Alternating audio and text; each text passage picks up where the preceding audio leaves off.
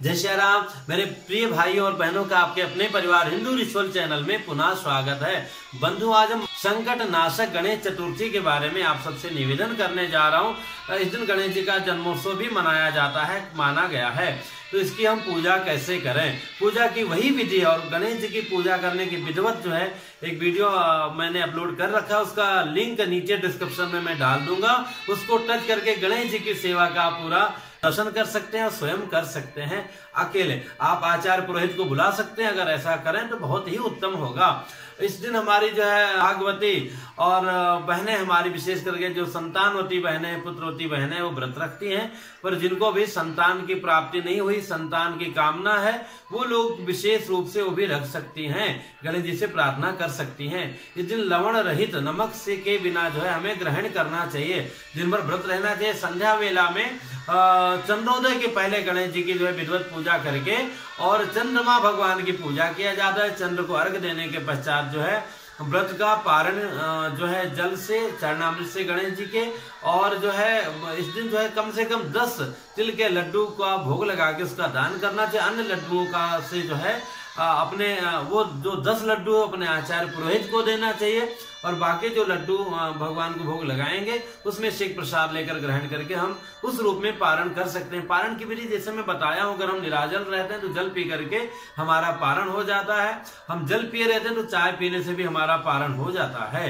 तो उस तरह से करना चाहिए। और पूजा करने के पश्चात गणेश जी की विशेष जो है कथा का श्रवण करना चाहिए।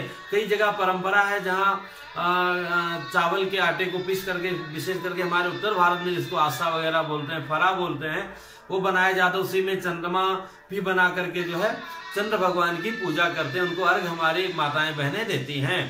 तो जैसी परंपरा हो इसका जो है अनुसरण कीजिए अवश्य। और गणेश जी की कृपा से आपके जीवन में और विशेष करके आपके संतान, बच्चे बच्चियों के जीवन में आने वाले संकटों का नाश सद्यः हो जाएगा।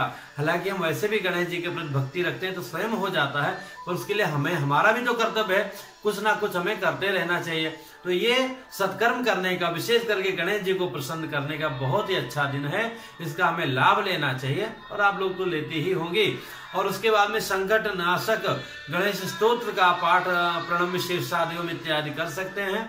और इस जो है गणेश चतुर्थी की कथा जो युधिष्ठिर जी के कहने पर जो है भगवान श्री कृष्ण जी ने युधिष्ठिर जी को सुनाया था।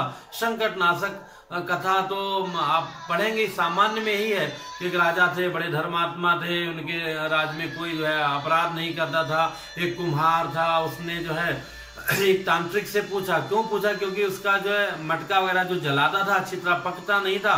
तो तांत्रिक आजकल जैसे हमारे यहाँ, आपके यहाँ देखिए यूट्यूब में कहते हैं फिटकरी छोड़ दो, झाड़ू घुमा दो 5 बार, चुपचाप जाके चूहे के कान में कह दो। अब सोचे गणेश जी के कान में बोलने से गणेश जी प्रसन्न नहीं होंगे और चूहे के कान में बोलने से गणेश जी प्रसन्न हो जाएंगे।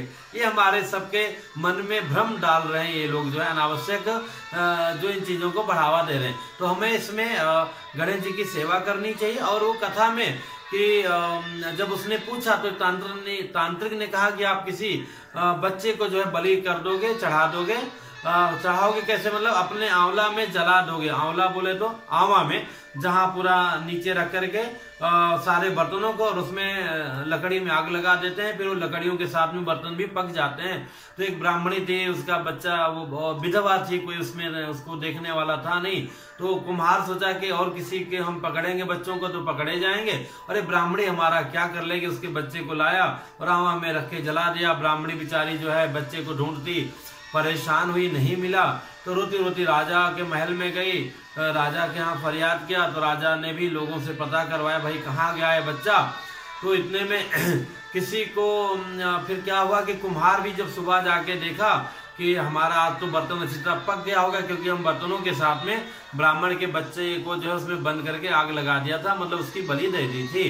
तो देखा कि वहां पूरा पानी भरा हुआ और बच्चा जो है खेल रहा है उन बर्तनों से। वो घबरा गया, सोचा हमारा तो पाप कभी न कभी पकड़ा जाएगा। तो इसलिए स्वयं जाकर के वो राजा के राज दरबार में हाजिर हो गया और बोला कि महाराज ये बहुत बड़ा अपराध हमसे हो गया। फिर राजा लोगों के साथ गए, देखे बच्चा वहीं पर खेल रहा था। राजा को भी बड़ा आश्चर्य हुआ।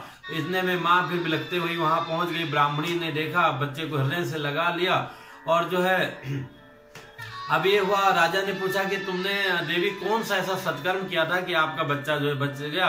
तो उन्होंने कहा हमने कोई विशेष सत्कर्म नहीं किया था, बस गणेश जी की हम सेवा करते थे और संकटा का कल पूजा किया था और वही गणेश जी को लेकर हमारा बच्चा जो है चला आया था। उसी से ये वही गणेश जी हैं जिन्होंने इसकी रक्षा की। राजा ने पूरा लोगों से निवेदन कराया, ढिंढोरा पिटवाया, आदेश दिया कि आज से जो है हमारे पूरे राजमहल में संकट नाशक गणेश चतुर्थी की सभी नागरिक जो है उपासना करेंगे। और ऐसे वहां से ये बढ़ते बढ़ते हमारे आप तक पहुंची है। तो इसकी विस्तार से कथा का आप अगर पुस्तक है तो श्रवण कर सकते हैं, नहीं सामान्य से जो मैंने निवेदन किया सामान्य कथा यही है।